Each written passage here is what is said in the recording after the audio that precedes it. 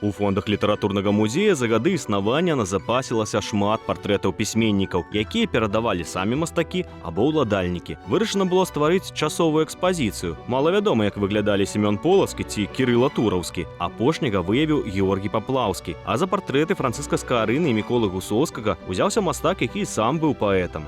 Вось якраз гэтыя два партрэты, яны выкананы, напэўна, мала вядомым мастаком, больш вядомым як паэт Сергеем Давідовічым Зосіным.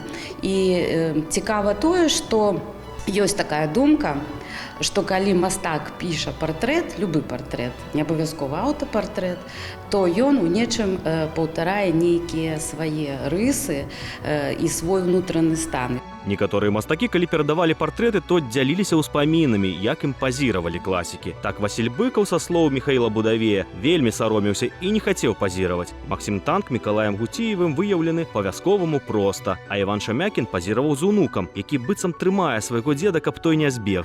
Ну і, напрыклад, вось Камал Камель, такі мастак, можа ўзнікнуць пытанне, ці ён беларускі. Насамрэч так, бо ён у пэўны час прыехаў у Беларусь і быў членам Саюза мастакоў беларускіх. Таму вось асабліва цікава, што партрэт Рыгора Барадуліна, які ён напісаў, ён такі фантастычны, ён адпавядае якраз унутранаму стану самого паэта і насамрэч вось у такім фантастычным асяроддзі, на такім фантастычным фоне выкананы. Акрамя жывапісных партрэтаў на выставе можна ўбачыць і скульптурныя партрэты, і барэльефы, створаныя Андрэем Заспіцкім, Эдуардам Астаф'евым, Паўлам Лукам, Эдуардам Агуновічам.